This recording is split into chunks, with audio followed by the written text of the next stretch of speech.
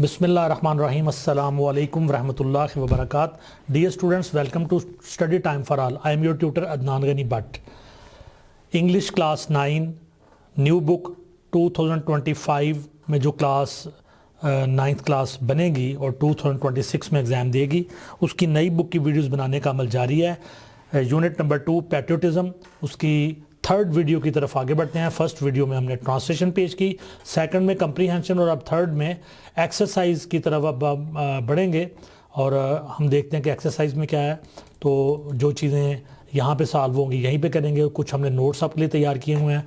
B part है choose the correct option for each question. Her question के लिए जो दुरुस्त ऑप्शन है उसका इंतखाब करें। Number 1, the word patriot originates from.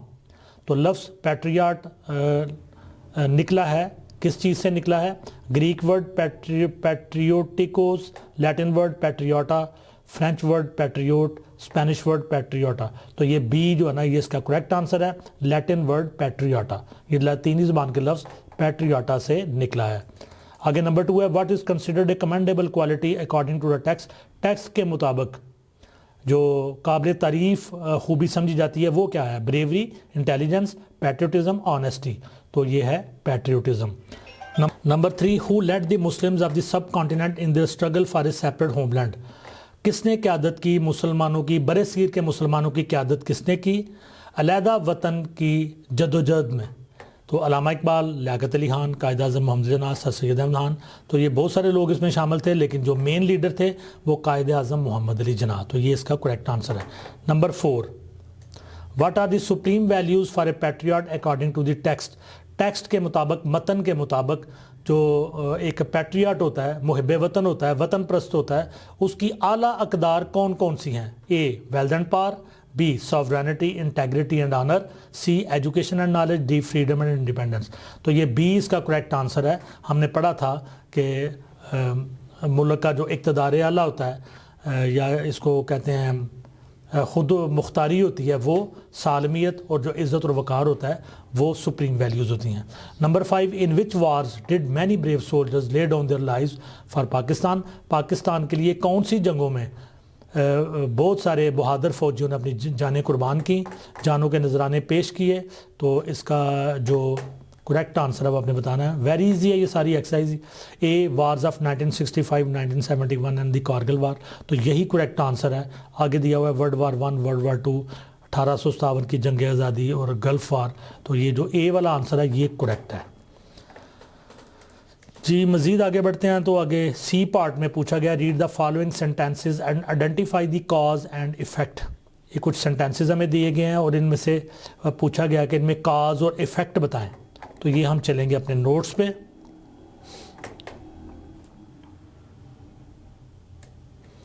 तो रीड द फॉलोइंग सेंटेंसेस, इन फ़िक्रों को पढ़ें और कॉज और इफ़ेक्ट बताएं। तो ये पहला जो फ़िक्रा है वो ये है, इसको थोड़ा आगे कर लेते हैं।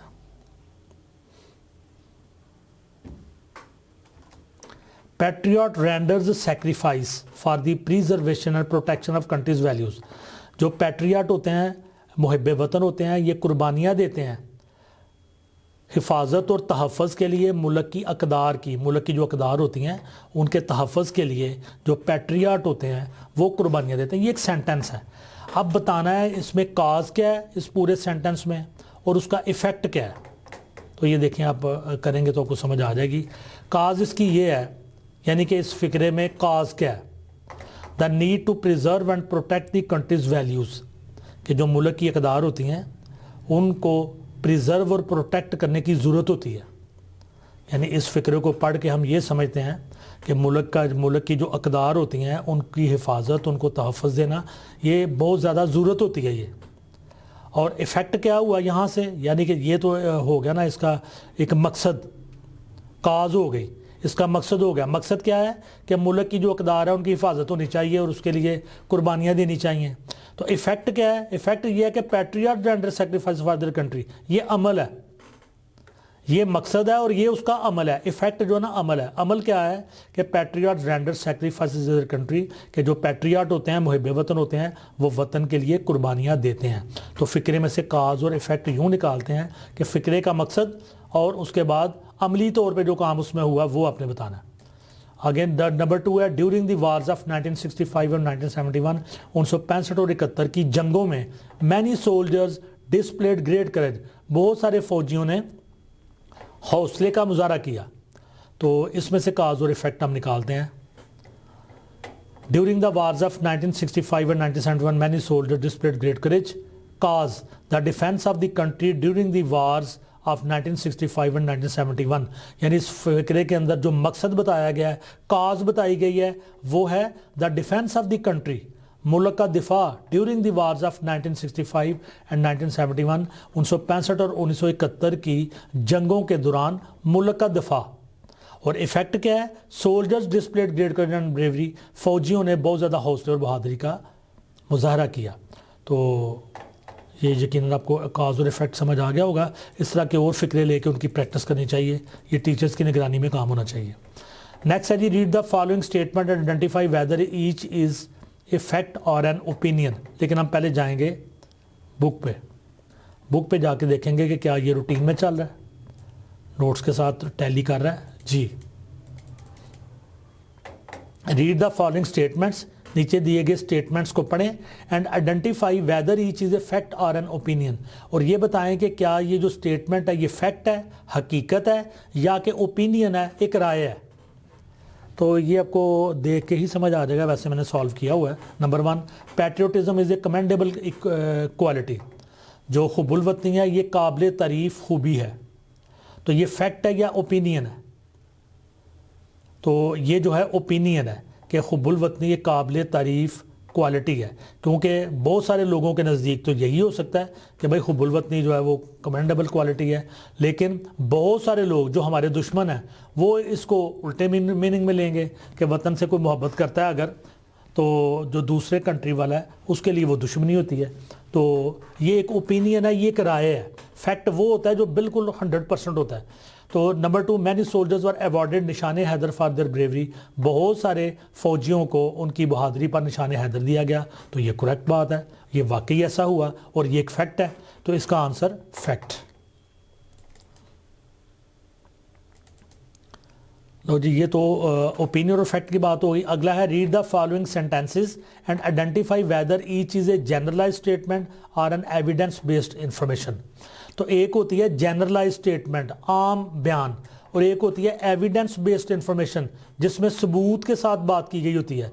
तो ये नंबर 1 है, many soldiers showed great bravery during the wars of 1965 and 1971, बहुत सारे फौजियों ने 1965 और 1971 की जंगों में बहादुरी का मुजाहरा किया। तो अब बहुत सारे फौजियों ने किया 1965, ये बिल्कुल सही बात है, ये एक हकीकत है, लेकिन क्या ये जनरलाइज्ड स्टेटमेंट है या एविडेंस बेस्ड इंफॉर्मेशन है? तो इसमें एविडेंस कोई नहीं है, ये एक बात की गई है, तो ये जनरलाइज्ड स्टेटमेंट है। और number 2, major Tufail Mohammad was awarded Nishan Haider for his bravery in the 1965 war, major Tufail Mohammad को 1965 की जंग में उनकी बहादुरी पर निशान हैदर दिया गया। तो ये एक हकीकत है और इसमें सबूत नज़र आ रहा है, प्रूफ है हमारे पास, हमें पता है ये जनरलाइज स्टेटमेंट नहीं है बल्कि एविडेंस बेस्ड इंफॉर्मेशन है। स्टूडेंट नेक्स्ट है जी F part, re read paragraph 2 of the unit carefully and answer the following question. Para number 2 को दोबारा पढ़ें और दर्ज झैल सवालात के जवाब दें। Number 1, what is the main idea of the text, text का मेन आइडिया क्या है? A, patriotism is unimportant, patriotism जो है ना वो गैर अहम है। बी, पैट्रियोटिज्म रिक्वायर्स सेक्रीफाइस, हुब्बुल वतनी के लिए कुर्बानी की ज़रूरत होती है। C, patriotism is only about honour. Number D, patriotism is about personal interest. तो इसका करेक्ट आंसर बी है, पैट्रियोटिज्म रिक्वायर्स सेक्रीफाइस। आगे नंबर 2 है identify 2 values that are of supreme importance to a patriot according to the text, text के मुताबिक वो कौन सी 2 supreme इम्पॉर्टेंसेस हैं, सुप्रीम वैल्यूज़ हैं। 2 वैल्यूज़ हमने बतानी है जिनकी बहुत ज़्यादा इंपॉर्टेंस है टेक्स्ट के मुताबिक एक पैट्रियट के लिए। तो ये आपने बार बार पढ़ा था, सॉवरेनिटी है, ऑनर है, और ये 3 हमने वैल्यूज़ पढ़ी थी, हम आपको नोट्स से दिखाते हैं यहाँ से। इंटेग्रिटी है, तो इसका आंसर होगा according to the text 2 values that are of supreme importance to a patriot are sovereignty, integrity, और तीसरी थी रिस्पेक्ट, या ऑनर। अगला है what do patriots do to preserve and protect these values. तो जो पैट्रियट्स हैं इन वैल्यूज़ को प्रोटेक्ट करने के लिए, प्रिजर्व करने के लिए क्या करते हैं। ए बी दो पार्ट हमसे। Read paragraph number F, read paragraph 2 of the unit carefully and answer the following questions. तो पैराग्राफ नंबर 2 को आपने पढ़ना है। तो वहाँ से what is the main idea of the text. Patriotism is unimportant. A B patriotism requires sacrifice. C patriotism is only about honour. D patriotism is about personal interest. तो इसका करेक्ट आंसर है पैट्रियटिज्म रिक्वायर्स सैक्रिफाइस। तो हुब्बुल वतनी के लिए ज़रूरत होती है इसकी कुर्बानी की। आगे चलते हैं जी। Identify 2 values that are of supreme importance to a patriot according to the text. Text के मुताबिक एक जो पैट्रियट होता है, वतन प्रस्त होता है, मुहिब वतन होता है, उसके लिए कौन सी 2 इक़दार बहुत अहमियत की हामिल होती हैं। तो वो 2 इक़दार हैं सॉवरेनिटी और इंटेग्रिटी, खुद मुख्तारी मुल्क की और उसकी सालमियत। और नेक्स्ट क्वेश्चन है जी what do patriots do to preserve and protect these values. जो मुहिब वतन है वो इन ये जो सॉवरेनिटी, इंटेग्रिटी या इस तरह की जो उनकी वैल्यूज़ होती हैं उनको प्रोटेक्ट करने के लिए क्या करते हैं। तो इसका आंसर बी, ए और बी पार्ट में मांगा गया है। तो ये इस तरह से होगा पैट्रियट्स वर्क सेल्फलेसली। जो मुहिब वतन होते हैं वो बेगर्जी से काम करते हैं for the betterment of their country, अपने मुल्क की बेहतरी के लिए, by ensuring peace, stability and progress, और यकीनी बनाते हैं कि मुल्क के अंदर अमन, इस्तेहकाम और तरक्की का दौर हो। और B part they remain loyal to their nation, वो अपनी कौम के साथ वफादार रहते हैं। अप होल्ड इट्स वैल्यूज़, इसकी इकदार की हिफाजत करते हैं, उनको ऊपर लेके जाते हैं। And make sacrifices to safeguard its independence and sovereignty, और मुल्क की आज़ादी और उसकी इक़्तिदार आला के लिए कुर्बानियाँ देने से बाज नहीं आते, कुर्बानियाँ देते हैं। अगला जी do you think the text presents a strong argument for the importance of patriotism. क्या आप ख्याल करते हैं कि ये जो टेक्स्ट है पैट्रियटिज्म का जो मजमून है ये एक मजबूत दलील है पैट्रियटिज्म की अहमियत के हवाले से। Why or why not. तो इसका आंसर कुछ इस तरह से होगा yes the text effectively highlights the importance of patriotism. जी हाँ, ये जो टेक्स्ट है, ये जो मतन है, बड़े मौसर अंदाज में उजागर करता है हुब्बुल वतनी की अहमियत को, by showing how it unites people and inspires them to serve their nation and devotion. ये बताते हुए कि किस तरह से ये जो जज्बा है इसका पैट्रियटिज्म का, ये यूनाइट करता है, जोड़ देता है लोगों को, एंड इंस्पायर्स देम, और उनके अंदर जोशो खरोश जज्बा भर देता है, to serve their nation with devotion, कि वो अपनी कौम की वफादारी के साथ खिदमत करें। B. It emphasizes that patriotism is essential for the strength and survival of a country.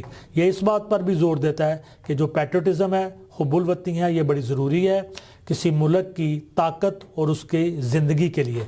Encouraging individuals, और ये हौसला अफजाई करता है अफराद की, टू प्रायोरिटाइज, कि वो तरजीह दें नेशनल इंटरेस्ट, कौमी मुफादात को, अबव पर्सनल गेंस, अपने ज़ाती मुफादात पर कौमी मुफादात को यानी पर्सनल गेंस को पीछे छोड़ दें और जो कौमी मुफादात हैं उनको तवज्जो दें। नेक्स्ट क्वेश्चन है deduce the inferred meanings of these words using context clues from the text. इसको थोड़ा समझने की ज़रूरत है। ये वर्ड दिए गए हैं कमेंडेबल, रेंडर, सैक्रिफाइस, सॉवरेनिटी। तो होता ही है कि जब आप किसी टेक्स्ट को पढ़ते हैं, अनसीन टेक्स्ट को, तो उसके अंदर बहुत सारे लफ्ज़ ऐसे होते हैं जिनकी आपको समझ नहीं आती, उनका मतलब नहीं आ रहा होता। तो फिर आपने एक अच्छा रीडर जो होता है वो ये करता है कि वो जो टेक्स्ट है उसके सेंटेंस को बार बार पढ़ता है जिसमें ये लफ्ज़ यूज़ किया गया है, या उसके आगे पीछे के मुख्तलिफ़ फ़िक्रों को, पूरे के पूरे पैराग्राफ को बार बार पढ़ता है। तो एक आइडिया उसके जहन में आ जाता है। वो जो आइडिया उसके जहन में आता है वो करेक्ट डिक्शनरी वाला मीनिंग नहीं होता, लेकिन वो तकरीबन उसका मफहूम होता है, और इसी मफहूम को हम कहते हैं इन्फर्ड मीनिंग्स। तो कॉन्टेक्स्ट क्लूज़ क्या होता है कि अगर आपके पास एक टेक्स्ट पढ़ा हुआ है और एक वर्ड है कमेंडेबल, आपसे पूछा जाता है कमेंडेबल का मतलब बताएं, तो आप इसको देखें कि इसका यूज़ कहाँ पे हुआ है, किस फिक्रे में हुआ है, उसके आगे पीछे क्या है, तो आप अंदाज़ा लगा के उसका इन्फर्ड मीनिंग निकाल लेंगे। तो अभी हम आपको ये दिखाते हैं। कि हमने इसको किस तरह से किया है। कमेंडेबल को हमने देखा कि ये यहाँ पे यूज़ हुआ है, patriotism is a commendable quality, यहाँ पे ये कमेंडेबल यूज़ हुआ है, तो इसको कहते हैं कॉन्टेक्स्ट क्ल्यू, कि टेक्स्ट के अंदर से आपने एक सुराग लगाया, क्ल्यू निकाला कि ये कमेंडेबल कहाँ पे यूज़ हुआ है, अगर आपको इसका मीनिंग नहीं आ रहा तो। अब आप इसको जब गौर से पढ़ेंगे तो आपका मफहूम आपको इसका आ जाएगा कि जो हुब्बुल वतनी होती है वो एक काबिल तारीफ़ खूबी होती है। तो इन्फर्ड मीनिंग्स आपने ये निकाला, वर्थी ऑफ प्रेज, कि कोई ऐसी चीज़ जो तारीफ़ के काबिल हो या अप्रूवल के काबिल हो, कि उसको अप्रूव किया जा सके। इस तरह लफ्ज़ है रेंडर, तो हमने इसका कॉन्टेक्स्ट क्ल्यू निकाला, patriots render great sacrifices for the preservation and protection of these values. तो ये हमें पता चला कि रेंडर यहाँ पे आ रहा है, तो हम इसके मीनिंग पे गौर किया। पैट्रियट रेंडर ग्रेट सेक्रीफाइस, तो जो मुहिब वतन होते हैं वो बड़ी बड़ी कुर्बानियाँ देते हैं, तो देना हुआ इसका मतलब टू गिव, प्रोवाइड और ऑफर। तो इसी तरह सेक्रीफाइस भी इसी सेंटेंस के अंदर सेक्रीफाइस का लफ्ज़ यूज़ हुआ है, पैट्रियट्स रेंडर ग्रेट सेक्रीफाइस। वैसे तो ये आसान लफ्ज़ है, इसका मतलब कुर्बानी है, हर किसी को पता होता है। तो इसका इनफर्ड मीनिंग हुआ giving up something valuable for a greater cause, कोई चीज़ जो बड़ी कीमती हो उसको अल्लाह की राह में कुर्बान कर देना किसी बड़े मकसद के लिए। Sovereignty, for a patriot the sovereignty, integrity and honour of the country are of supreme values. तो कॉन्टेक्स्ट क्ल्यू ये आ गया कि ये लफ्ज़ कहाँ पे यूज़ हुआ है। तो जब इस पर हमने गौर किया तो इसका मतलब हमें समझ आया, द सुप्रीम अथॉरिटी, सबसे आला अथॉरिटी या इंडिपेंडेंस ऑफ ए कंट्री, या किसी मुल्क का आज़ाद होना, यह उसकी सॉवरेनिटी होती है। आगे चलते हैं जनाब। Use a dictionary to find the following information for each word. तो यही चारों लफ्ज़ हैं, कमेंडेबल, रेंडर, सेक्रीफाइस, सॉवरेनिटी। तो इसका पहले हमने प्रोनंसिएशन बताया। कमेंडेबल, तो इसकी प्रोनंसिएशन इस तरह से होगी, प्रोनंसिएशन की के मुताबिक, render, sacrifice, sovereignty. Dictionary meaning commendable का जब आप देखेंगे, गूगल से किसी डिक्शनरी से सर्च करेंगे तो इसका मतलब हमें नजर आएगा वर्थी ऑफ प्रेज और अप्रूवल। इस तरह रेंडर का मीनिंग टू प्रोवाइड और गिव, सेक्रीफाइस का meaning the act of giving up something valuable for a greater purpose और काज, सॉवरेनिटी का meaning the authority of a state to govern itself, supreme power और authority. अब इनके part of speech आपने अच्छी तरह सीखे हुए हैं तो आपको फ़ौरन समझ आ जाएगी कि ये कमेंडेबल क्वालिटी में, कमेंडेबल जो है एडजेक्टिव है। रेंडर टू प्रोवाइड, जो रेंडर है ये जिस सेंटेंस में यूज़ हुआ है ये बतौर वर्ब यूज़ हुआ है। सेक्रीफाइस बतौर नाउन भी यूज़ हो सकता है और वर्ब भी यूज़ हो सकता है। सॉवरेनिटी नाउन है। अब इसकी एटिमोलॉजी बतानी है कि ये जो लफ्ज़ हैं इंग्लिश में यूज़ हो रहे हैं तो इनका माहज़ क्या है, इनका ओरिजिन क्या है, ये कैसे बने हैं। तो जो कमेंडेबल है, derived from Latin commendare meaning to entrust, recommend. तो ये लैटिन वर्ड कमेंडेयर है, उससे इसको डिराइव किया गया है, आहज़ किया गया है। Render from old French render, ये कदीम जो फ्रेंच ज़बान है उसमें लफ्ज़ रेंडर यूज़ होता है। इसी तरह लैटिन में रेडर यूज़ होता है, तो मतलब इसका टू गिव बैक या return. Sacrifice from Latin sacrificium, from sacrificare, तो ये लातीनी ज़बान का लफ्ज़ है, वहाँ से ये निकला है। Sovereignty from old French soverainete, from Latin superanus, तो ये लैटिन ज़बान में भी ये लफ्ज़ है और फ्रेंच ज़बान से ये निकला है और ये इंग्लिश का हिस्सा बना है। जी स्टूडेंट्स, अब मज़ीद आगे हम बढ़ते हैं तो हमें ये कहा गया है कि compare the dictionary definitions with your inferences.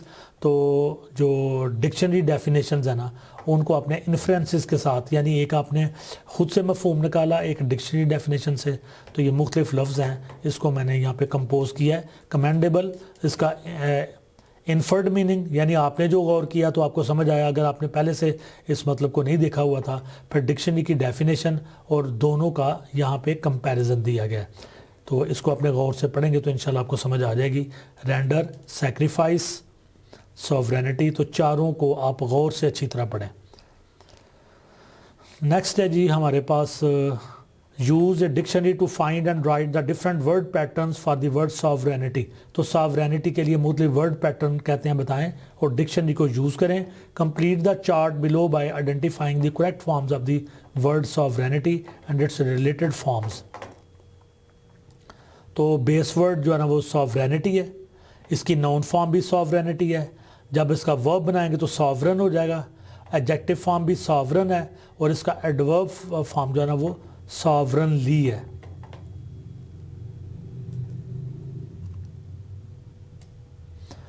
अगला क्वेश्चन है E part write sentences using each form of the word sovereignty. तो ये जितनी फॉर्म्स हमने पढ़ी हैं तो इनको कहते हैं कि आप इसको सेंटेंसेस में यूज़ करें। सॉवरेनिटी नाउन फॉर्म है। The sovereignty of a nation is crucial for maintaining it's independence and decision making power. तो किसी मुल्क की जो हाकमियत आला होती है, सॉवरेनिटी होती है, ख़ुद मुख्तारी होती है, ये बहुत ज़रूरी होती है आज़ादी को मेंटेन रखने के लिए, बरकरार रखने के लिए, और जो डिसीजन मेकिंग पावर होती है उसको बरकरार रखने के लिए। सॉवरन जो कि वर्ब फॉर्म में है। इन ancient times Kings would sovereign over there territories. तो पुराने वक्तों में जो बादशाह थे वो अपने इलाकों के ऊपर हुकूमत करते थे, सॉवरन करते थे। Making decisions that impacted the entire kingdom. तो ये काफ़ी लंबा है, आप इतना भी दे सकते हैं यहाँ तक। Sovereign over there territories. Sovereign बतौर एडजेक्टिव फॉर्म के, एडजेक्टिव के तौर पे इसको कैसे यूज़ करेंगे? The queen was the sovereign ruler of the kingdom. जो मलका थी वो अपने मुल्क की मुतलकुल अनान हुक्मरान थी। सॉवरन हुक्मरान थी जिसके पास सारी ताकत होती है। सॉवरनली एडवर्ब फॉर्म में कैसे यूज़ करेंगे? The nation acted sovereignly in defence of its border making independent decisions without outside interference. तो जी स्टूडेंट्स, यहाँ तक ये एक्सरसाइज जो है ना ख़त्म हुई। आगे जो ग्रामर का पोर्शन है उसके लिए हम नेक्स्ट वीडियो में आपके लिए नई वीडियो लेकर आएंगे। तो आपसे गुजारिश है कि वीडियो को लाइक करें, कमेंट्स दें, दोस्तों से शेयर करें और study time for all channel को ज़रूर सब्सक्राइब करें। अल्लाह ताला मेरा और आपका हामी नासर हो। अल्लाह हाफ़िज़। पाकिस्तान जिंदाबाद।